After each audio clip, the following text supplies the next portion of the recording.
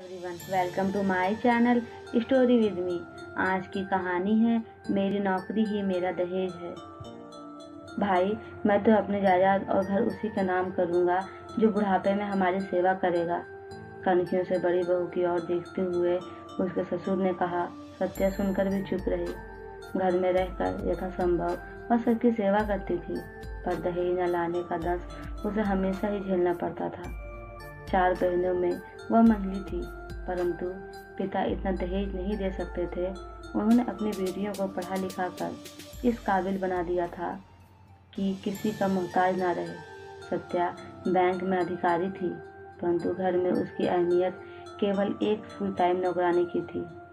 वह सुबह उठकर सभी का नाश्ता खाना बनाकर ऑफिस जाती, किसी को शिकायत का मौका न देती, परंतु फिर भी उससे ही सुनना पड़ता कि देखो, छोटी बहू बीना इतना दहेज लाई कि हमारा घर भर दिया उपहारों और सामान से। उसके मायके वाले जब भी आते हैं कभी खाली हाथ नहीं आते। रोज रोज यह सब सुनते रहने के बाद एक दिन उसने अपने पति सौरभ से कहा, ये क्या है, रोज रोज एक ही बात है। सौरभ कहते हैं कि एक कान से सुनो दूसरे से निकाल दो। मैं इन लोगों की मानसिकता और सोच का कुछ नहीं कर सकता। सौरभ नौकरी के सिलसिले में अक्सर टूर पर बाहर रहते। एक आधा बार जब वह घर पे होता तो वह अपने दिल की बात कहती। वीना अपने पति के साथ हैदराबाद में रहती थी और जब कभी उसका यहाँ आना होता तो ढेरों उपहार लाकर सबको खुश कर देती और घर के काम सत्या संभालती। जब तक वो यहाँ रहती सभी उसके आगे पीछे घूमते। वो यहाँ आते ही रोज शाम को यह कहकर शॉपिंग करने निकल जाती कि बहुत सी चीज़ें वहाँ से लेकर जाएगी। कपड़ों से लेकर जूतों तक की शॉपिंग वो यहीं आकर करती थी और हंस के कहती, अरे भाभी, यहाँ का मार्केट मेरा देखा हुआ है, वहाँ तो चीज़ महंगी है।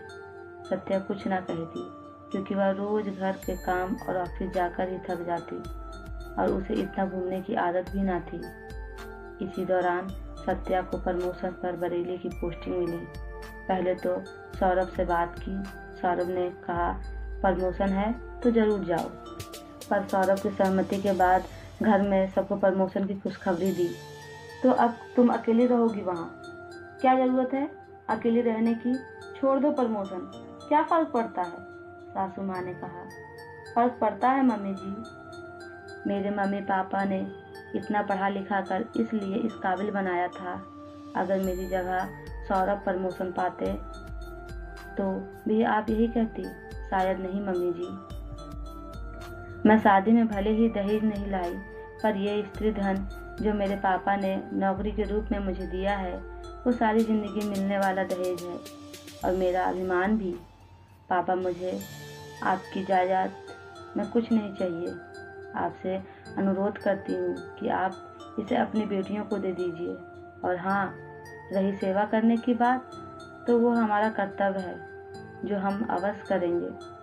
आप माता पिता हैं हमारे, आपका केवल आशीर्वाद चाहिए, बस, और कुछ नहीं। दोस्तों, स्टोरी अच्छी लगी हो तो इसे लाइक करें, शेयर करें, चैनल को सब्सक्राइब करें। Thank you.